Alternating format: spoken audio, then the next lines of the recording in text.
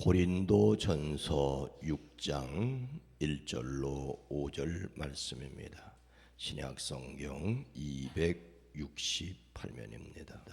너희 중에 누가 다른 이와 더불어 다툼이 있는데 구태여 불의한 자들 앞에서 고발하고 성도 앞에서 하지 아니하느냐?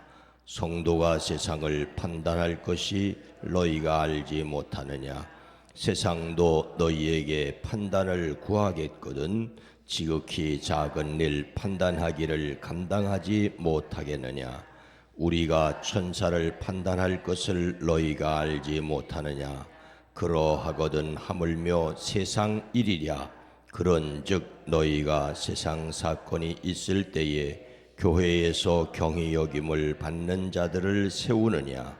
내가 너희를 부끄럽게 하려 하여 이 말을 하노니 너희 가운데 그 형제간의 일을 판단할 만한 지혜 있는 자가 이같이 하나도 없느냐? 아멘. 오늘도 그리스도 예수 안에서 승리하시기를 주의 이름으로 축복합니다. 딸은 친정아버지를 요양원에 두고 온 날 밤새 울었습니다. 누군가 도움이 있어야 움직일 수 있는 아버지가 먼저 요양원 이야기를 꺼냈고, 종일 아버지만 돌볼 수 없는 딸은 만류하지를 못했습니다. 대신 딸은 어떠한 일이 있어도 일주일에 한 번은 꼭 찾아뵙기로 마음먹었습니다. 아버지가 좋아하는 음식을 만들어 요양원 방문한 첫날, 뜻밖으로 아버지의 표정이 밝은 것에 놀라고 안도했습니다. 그 이유는 요양원에서 그곳에 있는 노인들을 부르는 호칭에 있었습니다. 보통 할머니, 할아버지라고 부르는 다른 요양원과 달리 그곳에서는 한창 일하던 때의 호칭으로 부르고 있었습니다. 선생님, 지배인님, 원장님 등. 그건 단지 호칭 문제가 아니라 눈부신 젊은 날의 한 조각을 돌려주는 일이기도 했습니다. 정년 퇴직한 지 15년이 된 아버지는 다시 교감 선생님으로 불리는 게 너무 좋고 행복하다고 딸에게 고백했습니다. 딸은 아버지를 뒤로 하고 돌아오는 발걸음이 한결 가벼웠습니다. 호칭 하나도 신경 쓰는 요양원이라면 아버지를 잘 돌봐줄 것 같은 믿음에서였습니다. 이 글을 소개하는 분은 이런 설명을 붙입니다. 크고 대단한 것이 아닌 작고 사소한 일이 사람을 감동하게 하고 세상을 바꾸는 원동력이 된다. 크고 대단한 일이 아니고 작고 사소한 일이 사람을 감동하게 하고 세상을 바꾸는 원동력이 된다는 것이지요. 비를 맞고 걷는 누구에게 우산을 씌워주는 일, 길거리에 버려진 유리 조각을 줍는 일, 길을 묻는 사람에게 친절하게 길을 가르쳐주는 일, 버스에서 자리를 양보하는 일, 양손에 짐을 가득히 든 뒷사람을 위해 잠시 문을 잡고 서 있는 등 내가 하고도 곧 잊어버리고 마는 사소한 것이 누구에게 인생은 아직도 살만한 가치 있는 아름다운 것이라는 감동을 주고 그 감동은 희망이 되고 행복이 된다. 나의 미소, 나의 따뜻한 말 한마디, 나의 친절이 세상을 바꾸는 것이다. 사소한 일이 사람을 감동하게 하지만 그 반대로 사소한 일이 쌓여 관계를 깨트리는 경우들이 많습니다. 그래서 따뜻하고 부드러워야 할 터인데 그렇지 못한 경우들이 왕왕 있습니다. 여러 가지 안타까운 문제를 많이도 가졌던 고린도 교회인데 소송하는 데 있어서 어떤 문제가 있었습니까? 1절 말씀입니다. 너희 중에 누가 다른 이와 더불어 다툼이 있는데 구태여 불의한 자들 앞에서 고발하고 성도 앞에서 하지 아니하느냐. 예수님의 제자들조차 누가 크냐는 문제로 자주 다투었지요. 그래서 예수님께서 어린아이를 가운데 세우시고 어린아이와 같아야 한다고 말씀하십니다. 세상에서는 남을 지배하고 행세하고 뽐내며 존경받으려 하지만 예수님은 섬기는 자들 그들 중에 있다고 말씀하셨습니다. 예수님은 십자가를 지는 데까지 순종하셨습니다. 그런데 그 예수님을 믿는다고 하는 고린도 교회에 어떤 일이 있었습니까? 고린도 교회는 참 문제투성이의 교회입니다. 고린도 전서가 기록하고 있는 10가지의 커다란 문제가 있습니다. 성도들 사이에 파당이 생겨 나누어졌고 십자가의 도를 오해했고 성령의 계시에 무지하였습니다. 심지어 근친상간의 문제가 있었고 불신 법정에 송사하였고 도덕적으로 게을렀습니다. 결혼 문제와 이혼에 관한 문제가 있었고 우상의 제물에 대하여 바른 신앙을 갖지 못했습니다. 공중 예배 때 무질서하게 방언과 예언을 하였습니다. 심지어 예수님의 부활에 대한 바른 신앙을 갖지 못했습니다. 이런 많은 문제를 가지고 있으니 고린도전서는 정신을 차리라는 경고의 말씀이기도 합니다. 오늘 말씀은 그 많은 문제들 가운데 어떤 문제를 이야기하고 있습니까? 여러분 가운데서 어떤 사람이 다른 사람과 소송할 일이 있을 경우에 성도들 앞에서 해결하지 않고 불의한 들 앞에 가서 재판을 받으려 한다고 하니 그럴 수 있습니까? 그래서는 안 된단 말이죠. 그들은 시시비비를 가릴 일이 생기자 세상 법정으로 달려갔습니다. 당시 고린도는 대표적인 타락의 도시였습니다. 시장 남쪽에 술집들이 줄지어 있었고 수많은 술통들이 술창고로 옮겨지고 있는 것이 고린도의 풍경이었습니다. 이런 형편에 교인들도 사회적인 영향을 받아 서로 이익과 손해관계로 얽히고 설켰습니다. 그러니 교회 안에 많은 문제가 있었고 교인들끼리도 소송을 벌이는 일들이 생겼습니다. 일상생활과 관련해 소송이 있을 때 신앙 없는 세상 사람들의 재판관에게 달려갔습니다. 오늘날 형편과는 좀 다르고 2000년 전의 형편이라고 생각해 보십시다. 오늘날 교인들 간에 문제가 생겨서 소송하는 경우와 비슷하긴 하지만 오늘날처럼 사법제도가 되어 있는 것과 2000년 전에 사법제도가 확장되지 않았을 때의 차이가 좀 있습니다.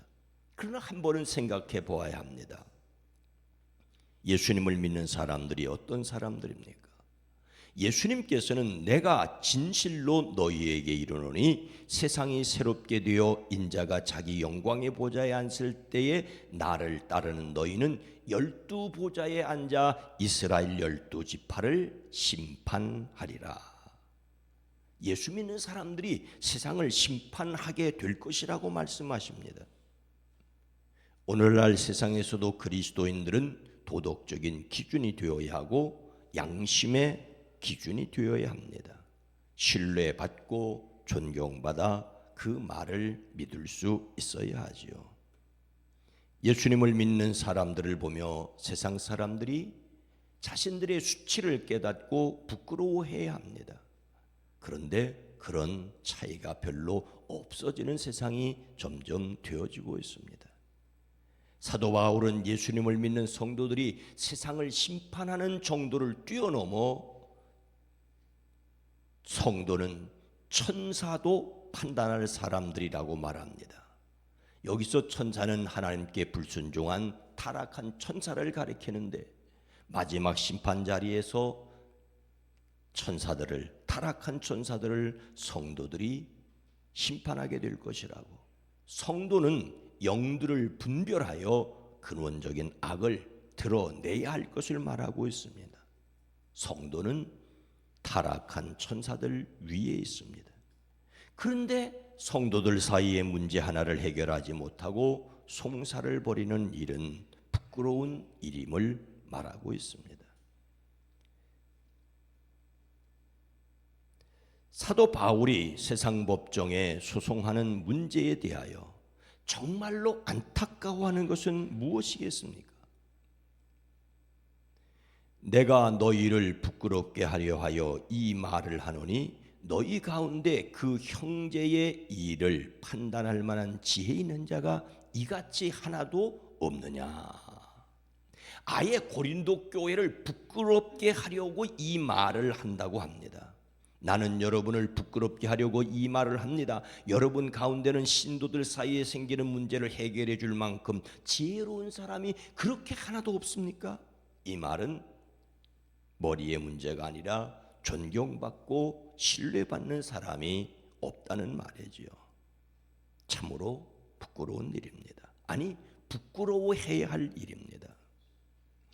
오늘날 교인들 간에 형사 문제가 생긴다면 공정한 기관에서 조사받고 재판받는 것이 불가피합니다. 물론 그 이전에 잘 조정해 보려는 화해의 노력이 필요합니다. 그런데 교회 내의 문제와 교리 문제를 해결하지 못해서 송사를 벌이고 있는 현실은 매우 안타깝습니다. 소위 감리회 사태 10년은 목사로서 지금 생각해도 교인들 앞에, 세상 앞에 얼굴이 뜨뜻합니다. 고린도 교인들이 서로 소송을 제기하는 것부터 벌써 그들에게 실패가 있다고 말하고 있습니다. 오늘날 교회도 마찬가지일 수 있습니다. 그래서 차라리 왜 불의를 당해주지 못합니까? 왜 차라리 속아주지 못합니까? 라고 권면합니다.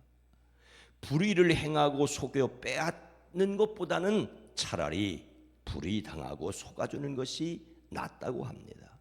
참으로 안타까운 일이 아닐 수 없습니다.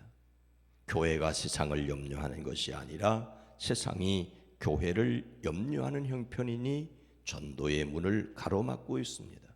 그래서 또 전도 안 된다고 전도 안 하겠다고 결심할 이유는 아닙니다. 오늘 말씀을 마음에 새기고 교회 안에서 시시비비를 가릴 때 자신이 실천해야 할 것은 무엇이겠습니까? 우리는 예수님을 담는 성품 8월의 주제로 온유에 대한 말씀을 나누고 있습니다. 온유는 하나님께서 우리를 통해 평안과 능력을 나타내시도록 우리 권리를 하나님께 드리는 것입니다. 즉 온유하려는 것은 내가 평안과 내가 하나님의 능력을 누리기 위한 것입니다. 이를 위하여 내 권리를 양보하여 논쟁을 그친다는 것입니다. 그러나 실제 만만하지 않을 수 있습니다. 미국은 변호사가 너무 많아서 서로 소송하는 일이 많다는 우스갯소리도 있습니다. 손해볼 수 없다는 생각에, 또는 지고는 못 살겠다는 생각에, 심지어 너 죽고 나 죽자는 생각에 선악과를 따먹은 아담과 화의 후손으로 소송을 벌이는 것입니다. 사소하든 중하든 그것으로 마귀에게 틈을 주지 않도록 온유한 마음을 가져야 합니다. 결국 자신이 평안과 하나님의 능력을 누리는 것이 무엇인지를, 그래서 속 시원할 것 같은데 정말로 무엇이 우리의 속을 시원하게 하는지를 다시 한번쯤 생각할 수 있는 여유가 우리 안에 있어지기를 주의 이름으로 축복합니다. 거룩하신 하나님, 자비로우신 주님, 사소한 일에서 행복을 느끼는 사람들인데, 또 그 반대로 사소한 일 때문에 불쾌하고 그 불쾌함이 쌓여 원망이 되고 원수로 서로 대하여 악다구니를 쓸 수 있는 인간들입니다.